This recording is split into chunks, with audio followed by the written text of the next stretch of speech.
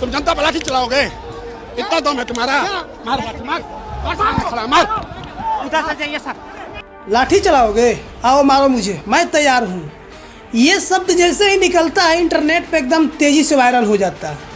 ये शब्द किसी फिल्मी स्टार का नहीं है, ये शब्द प्रशांत किशोर का है। वही प्रशांत किशोर जो एक बहुत बड़ा मुहिम चला रहे हैं, बहुत बड़ा बिहार बदलाव यात्रा कर रहे हैं, लोगों को जोड़ने का काम कर रहे हैं। जिस तरीके से लोग उनसे सेंटिमेंट हो रहे हैं, जिस तरीके से लोग उनसे प्रभावित हो रहे हैं, एक और वीडियो सोशल मीडिया पर तेज़ी से वायरल हुआ, जिसको देखने के बाद लोगों को लगा कि नहीं भाई, अगर कोई नेता है तो प्रशांत किशोर। बिहार विधानसभा के घेराव करते हैं और घेराव करने के बाद जिस तरीके से उनके कार्यकर्ता पर लाठी बरसाई जाती है, खैर ये कोई आज की नई बात नहीं है कि जब भी विधानसभा का घेराव हुआ हो और लाठी नहीं बरसा हो। ये कोई नई बात नहीं है कि जब पटना की सड़कों पर जब छात्र आंदोलन हो तो उसमें लाठी ना बरसा हो। ये कोई नई बात नहीं है, चाहे वो बीपीएससी का हो, आशा का हो या फिर टीचर का हो। आप कोई भी आंदोलन करिए, वहाँ लाठी बरसना मतलब कि एकदम ज़रूरी हो जाता है। जिस तरह की नमक के बिना सब्जी नहीं बनता है, उस तरह लाठी के बिना बिहार में कोई आंदोलन नहीं हो सकता है।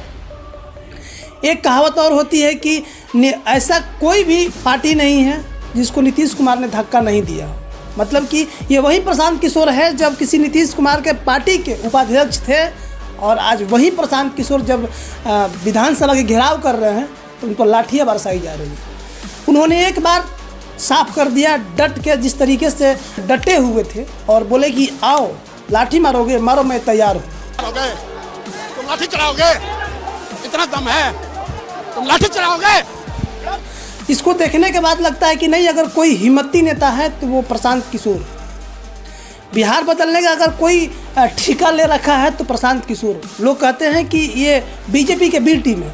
बहुत से लोग कहते हैं कि प्रशांत किशोर की जो जनसुराज है वो बीजेपी के बी टीम है, लेकिन बीजेपी के बी टीम ही सही अगर लोगों के साथ सेंटिमेंट कर रहा है, लोगों की मुद्दा उठा रहा है, लोगों की बीच जाके खड़े हो रहा है, तो मान लीजिए कि बीजेपी का बी टीम ही सही है। जिस तरीके से उतनी भारी भीड़ में जिस तरीके से प्रशांत किशोर ने खड़े होकर एक मजबूती के साथ खड़े होकर उन्होंने कहा कि मुझे लाठी चलाओ, मैं खड़ा हूँ, उसको देखने के बाद लोगों के दिल में इतना उत्साह हुआ कि खुशियाँ जाहिर नहीं की जा सकती है। जिस तरीके से प्रशांत किशोर लोगों के बीच जा के लोगों से कहते हैं कि पलायन रोकेंगे, गरीबी दूर करेंगे, बेरोजगारी दूर करेंगे, उस तरीके से लगता है कि नहीं, इस इंसान में कोई ना कोई तो काबिलियत है जो इस तरीके की बात कर रहा है। और सबसे बड़ी काबिलियत तो यही है कि अगर जिस भीड़ में उसको लाठी चलाई जा रही थी उनके ऊपर, उस भीड़ में अगर कोई दूसरा नेता होता तो महज वहाँ से अपनी गाड़ी में बंद होता और बंद होने के बाद फिर वहाँ से दिखाई नहीं पड़ता।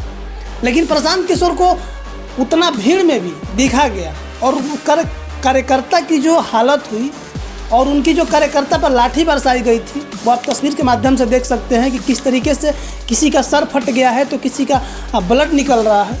और छोड़िए, अगर बात मर्दों की होती तो वहाँ तक तो ठीक था, लेकिन जिस तरीके से औरतों पर भी लाठी चलाया गया था। खैर ये कोई नई बात नहीं है कि औरतों पर लाठी चलाया गया था। जब सत्र का घेराव हुआ है, जब विधानसभा घेराव हुआ है, तब लोगों पर लाठियाँ चली है, लोगों को, औरतों को झोंटा पकड़ के घसीट के बाहर किया गया है। ये कोई बिहार के लिए नया बात नहीं है। जब नीतीश कुमार के सरकार में लोग उनको घेराव करने का काम किए हैं, तब तक नीतीश कुमार ने उनको बढ़िया सेंटिमेंट तरीके से दावा देने का काम किए हैं, और वो भी दावा लाठी चार्ज है।